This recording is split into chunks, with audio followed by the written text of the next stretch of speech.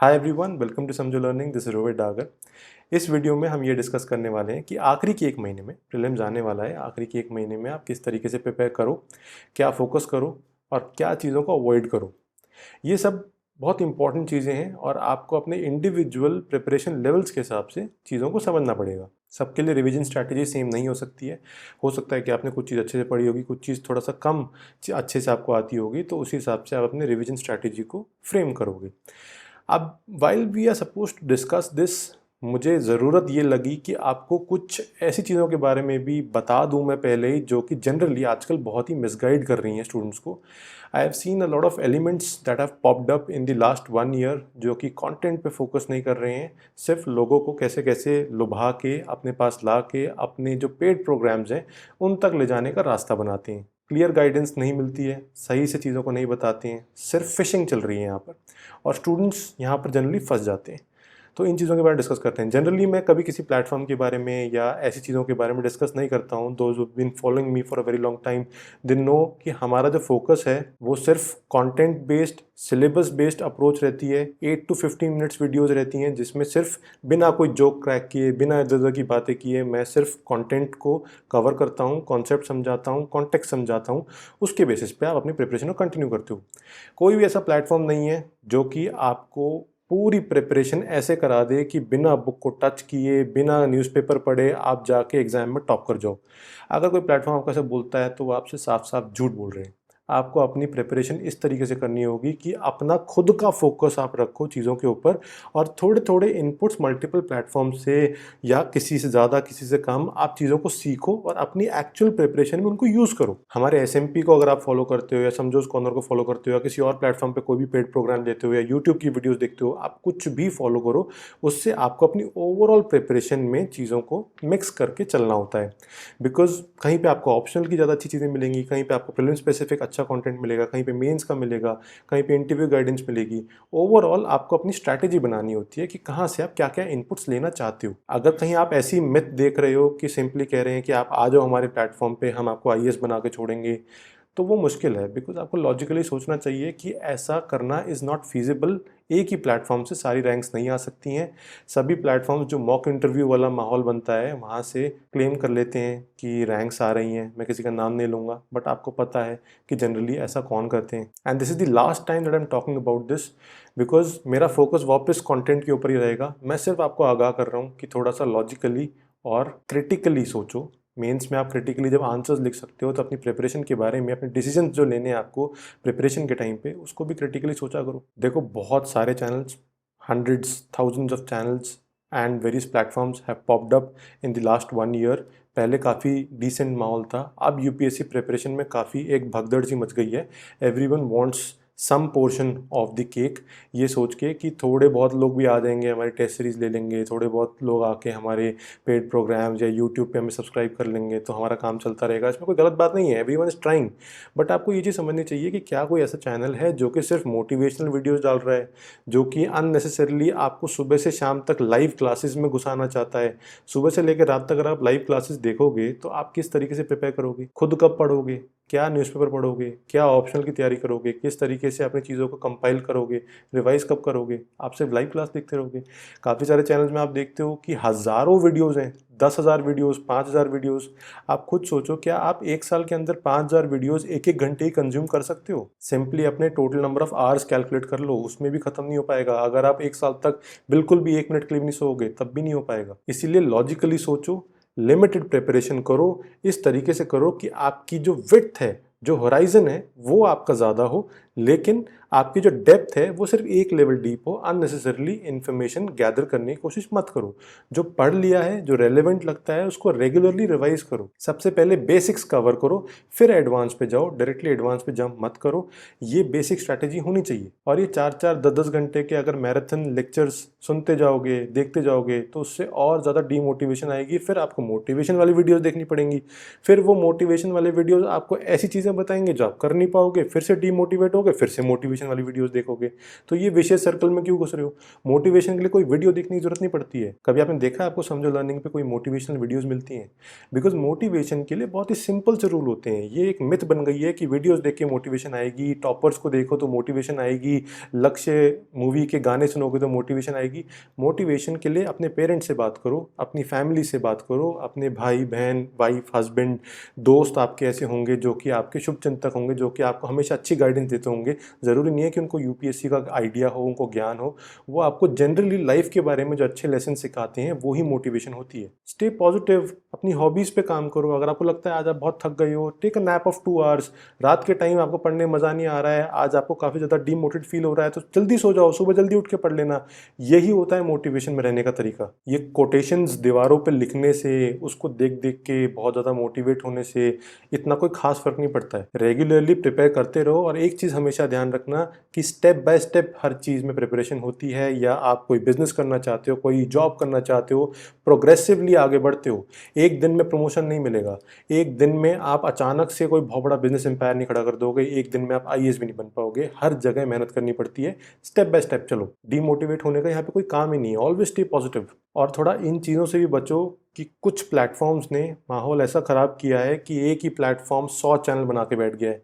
अब जो चीज़ें प्लेलिस्ट के अंदर होनी चाहिए थी वो डिफरेंट चैनल्स में हो गई हैं। तो इससे क्या हो रहा है कि यूट्यूब के एल्गोरिथम को ही ख़राब कर रहे हैं काफ़ी चैनल्स, कि multiple channels will keep on giving you the same type of content अलग अलग तरीक़ों से, और उसका जो ओनर है वो एक ही है। आई एम सरप्राइज कि जो पहले अच्छी क्वालिटी के चैनल्स होते थे, अच्छे एजुकेटर्स होते थे, जो काफ़ी अच्छा काम करते थे, they have succumbed to the big channels, big companies. और अब उनका काम सिर्फ मीम्स बनाना रह गया है कि दूसरों को सरकास्टिकली ख़राब बताओ, अपने को अच्छा बताओ और लोगों को लाख लाख रुपए खर्च करवाओ। आई पर्सनली डोंट फील कि यूपीएससी की प्रिपरेशन 1 लाख 1.5 लाख में होनी चाहिए। यूपीएससी की प्रिपरेशन मैक्सिमम अगर आप खर्चा कर रहे हो तो इट शुड बी 25,000 30,000 अगर आपको ज़रूरत पड़ रही है तो। बट उसमें भी माइक्रो पेमेंट्स होनी चाहिए, या तो कोई ईएमआई ऑप्शन होना चाहिए जो कि आपको महीने का 800 1000 1,500 रुपये खर्चा बनता हो, या आपको सब्जेक्ट वाइज कुछ ब्रेक डाउन करने का ऑप्शन होना चाहिए कि अगर मुझे सिर्फ हिस्ट्री पढ़ना है, बाकी सब कुछ मैंने पढ़ लिया है, तो मैं 1 लाख रुपये क्यों खर्चा करूँ। इन चीज़ों के ऊपर कोई भी खुल के डिस्कस नहीं करेगा, बिकॉज सबको ये चाहिए कि आप ये सब्सक्रिप्शन ले लो, ये डिस्काउंट कूपन कोड लगा लो और एक बार हमें 70,000 रुपये दे दो। उसके बाद आप डिसाइड करना कि हज़ारों टीचर्स में से आपको कौन सा अच्छा लग रहा है, आप उसको ढूंढने में 6 महीने लगाओ, फिर उस अच्छे टीचर से पढ़ो। इतने में आप उसको बुक से खुद पढ़ सकते थे। Why should you spend so much time choosing a teacher. और अच्छा कंपटीशन जनरली ये होता है कि जहाँ पर प्लेटफॉर्म्स आपस में अच्छी क्वालिटी के कंटेंट देके compete करें, कोलैबोरेट करें, and you should get the best out of each and every platform. जहाँ पे आप देखो कि हाँ, एक पर्टिकुलर सब्जेक्ट मुझे यहाँ पसंद आता है, एक वहाँ पसंद आता है, या मुझे एक पर्टिकुलर पीस ऑफ कंटेंट यहाँ पे समझ में आता है। ऐसा नहीं होना चाहिए कि दूसरे को खराब बताया जाए just to portray yourself as the best available option, और फिर मजबूरी में बच्चों को लगे कि हाँ सुबह से शाम तक इन्हीं की ऐड आती है तो शायद ही अच्छा एक प्लेटफॉर्म होगा, इसी को ज्वाइन कर लेते हैं। एनीवेज, इतनी राम कहानी मैं सिर्फ इसलिए बता रहा हूँ because you people are mature enough, adult हो, you can take your own decisions. थोड़ा सा लॉजिकली चीज़ों के बारे में सोचो, जो चीज़ अच्छी लगती है, जो आपको समझ में आती है, उसी को फॉलो करो। एक चीज़ का ध्यान रखना, मैं ये बिल्कुल भी नहीं कह रहा हूँ कि आप समझो लर्निंग को ही फॉलो करो। मैं ये बिल्कुल भी नहीं कहता हूँ कि एक पर्टिकुलर वीडियो को देखो मत देखो। The progress of our channel could have been 4 times faster provided कि मैं मसालेदार वीडियो बनाता, रोज आपको नई नई जगहों पे घुमाता, कंटेंट कंज्यूम करवाने के लिए अलग अलग तरीके लेके आता। But that is not a goal. मैं आपको आज भी कह रहा हूँ और openly on this channel in this video I am saying this, आपको जो प्लेटफॉर्म पसंद आता हो, जो कंटेंट पसंद आता हो, जो एजुकेटर पसंद आता हो, जो आपको लॉजिकली साउंड लगता हो, जिसके कंटेंट में आपको जल्दी चीज़ें कवर करने में आसानी होती हो, sparing enough time for you to revise, to study different subjects on your own if you want to, optional subject जो भी आप करना चाहते हो, अपनी फैमिली को टाइम स्पेंड करने के लिए आपके पास टाइम बच जाए, उसको फॉलो करो, चाहे वो कोई भी प्लेटफॉर्म हो। And please spend less time watching mock interviews of toppers because prelims उसके क्लियर नहीं होगा। ये चीज़ का ध्यान रखो। ये सब कुछ देखना आफ्टर प्रीलिम्स, क्लियर हो चाहे ना हो, थोड़ा टाइम लगा के तब देख लेना। अभी क्यों इन चीज़ों के ऊपर टाइम वेस्ट कर रहे हो। एनीवेज, आखिरी के में क्या करना है वो देखते हैं। 2 चीज़ों के ऊपर ध्यान देना है, as you must be knowing, revision और मॉक टेस्ट। रिविजन और मॉक टेस्ट सब जानते हैं क्या करना है, कैसे करना है। मैं कुछ ऐसी चीज़ बता रहा हूँ आपको जो कि अवॉइड करनी है आखिरी के 1 महीने में। देखो, रिविजन विल डिपेंड कि आपने कितनी प्रिपरेशन कर रखी है, कौन सा सब्जेक्ट अच्छे अच्छे से किया हुआ है, कौन सा नहीं किया हुआ है। जिसको नहीं किया है उसको आप रिवाइज पहले करोगे, बाकी सब्जेक्ट्स को उस हिसाब से हैंडल करोगे। बस एक चीज़ का ध्यान रखना, दैट यू मस्ट इंश्योर कि इस टाइम पे कोई भी नया सब्जेक्ट फ्रेश नहीं छेड़ना है, बिकॉज उसको पढ़ने में जो आप दिन बर्बाद करोगे उससे आउटपुट इतना नहीं आएगा जितना नुकसान आप लैक ऑफ रिवीजन से कर लोगे अपना of the subjects that you are suppose to revise, जो आपने पहले पढ़े हुए हैं। पहली चीज़ ये ध्यान रखना। अगर कोई एक ऐसा कॉन्सेप्ट है इन अ सब्जेक्ट जो कि आपने ओवरऑल सब्जेक्ट पढ़ा हुआ है बट एक छोटी चीज़ रह गई है जिसको 4-5 घंटे या एक दिन भी लग जाएगा और वो लिमिटेड चीज़ें आपकी बची हुई हैं, वो आप कर लो, उसको पहले कर लो ताकि रिवाइज करने के लिए टाइम बचे। मैं हमेशा आपको कहता हूँ कि 4 रिवीजन होने बहुत ज़रूरी हैं। ऐसा कोई हार्ड एंड फास्ट रूल नहीं है कि 3 भी हो सकते हैं, 5 भी हो सकते हैं, बट 4 रिवीजन मैं इसलिए बोल रहा हूँ बिकॉज एक टारगेट अगर रहता है कि 4 रिवीजन करना है तो उस हिसाब से प्लान करके जल्दी करते हो। हमेशा इस चीज़ का ध्यान रखना, जो पहला रिवीजन है वो ज़्यादा टाइम लेता है, दूसरा रिवीजन उससे आधा टाइम लेगा, तीसरा 1/4 लेगा, ऐसे ही वो कम होता जाता है। तो जब चौथा रिवीजन आप कर रहे होगे that would be way faster than the first revision. तो ऐसा मत समझना कि you'll have to divide 4 equal quarters और उसमें आपको रिवीजन करना है, नहीं। अगर पहले रिवीजन में टाइम लग रहा है लगा लो, बिकॉज सब्सिक्वेंट रिवीजन जितनी जल्दी आप करोगे उतना ही कम टाइम लेंगे। आखिरी के 1 महीने में 3-4 बार रिवीजन जरूर करना। और लास्ट के जो मंथ में रिवीजन होता है उसमें ज़्यादा हैंडी जो होते हैं आपके हैंड रिटन नोट्स, या आपके पास कोई पीडीएफ की कंपाइलेशन हो, या आपने एवर नोट, वन नोट पे अपनी कंपाइलेशन रेडी कर रखी हो, उन्हीं को फॉलो करो। फ्रेश नई चीज़ें बुक से अभी मत पढ़ना। करंट अफेयर्स के लिए काफ़ी लोग पूछ रहे हैं कितना करना चाहिए। पिछले 14-15 महीने का करंट अफेयर्स रिवाइज कर लोगे तो बहुत अच्छा है। आखिरी के 12 महीने का तो बहुत अच्छे से आना चाहिए। उससे पहले का जो 2-3 महीने का उस पर भी एक बार नज़र मार लोगे तो काम चल जाएगा। और करंट अफेयर्स सिर्फ प्रीलिम स्पेसिफिक देखना, मेन स्पेसिफिक करंट अफेयर्स इस महीने इतना कोई बेनिफिशियल नहीं है, न्यूज़पेपर्स इस महीने कोई बेनिफिशियल नहीं है।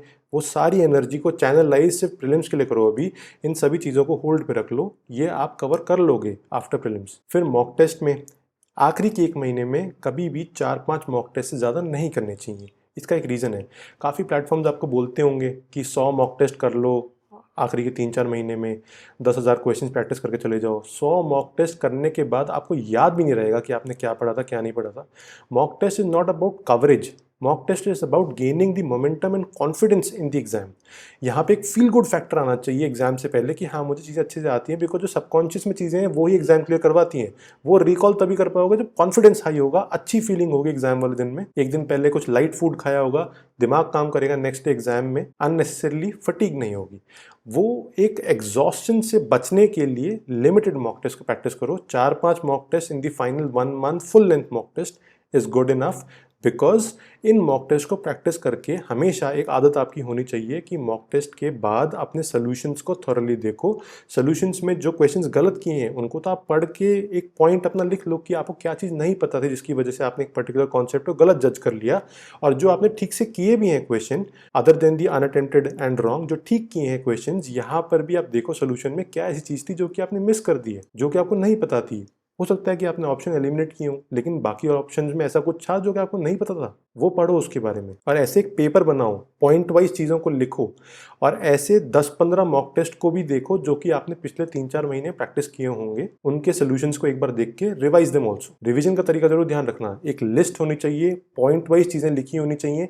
Each and every point should point out to some aspect that you did not know in the mock test while attempting. और हो सकता है कि आपको कॉन्सेप्ट पता हो लेकिन उसको आप गलत अप्लाई कर रहे हो, वो चीज़ लिखो कि मैं क्या गलत कर रहा था या कर रही थी, and then you would revise that, और वो गलती आप अवॉइड करोगे इन द एग्जाम। ये बेस्ट तरीका होता है। और ये जो एनालिसिस है अपने खुद के मॉक टेस्ट की, this takes a bit time. अगर आपने 2 घंटे में पेपर किया है, उसके बाद आपको 2 से 3 घंटे बड़ी आराम से एनालिसिस में निकल जाएंगे। तो एक मॉक टेस्ट बड़ी आराम से 6 घंटे खा लेता है, तो रोज मॉक टेस्ट आप नहीं कर पाओगे।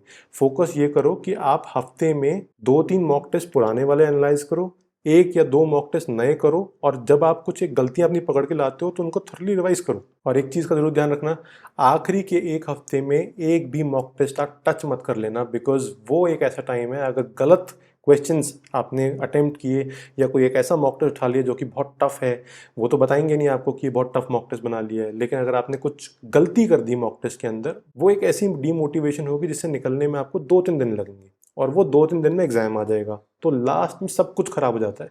इसलिए लास्ट का 1 हफ्ता ओनली रिवाइज, जितना आता है उतना बहुत है, जैसा होगा एग्जाम देखा जाएगा, नई चीज़ को मत छेड़ना। And if you have more doubts, you know my Instagram ID, chat पर लिखो। कोई अगर आपको पर्सनलाइज्ड हेल्प चाहिए, write down the chat, I will help you. ये मुझे लगता है कि मेरे हिसाब से बेस्ट तरीका है although you are free to judge and find out your own way. Right, so I hope that you enjoyed watching this video. The SPR series will continue. See you in the next one. Thank you.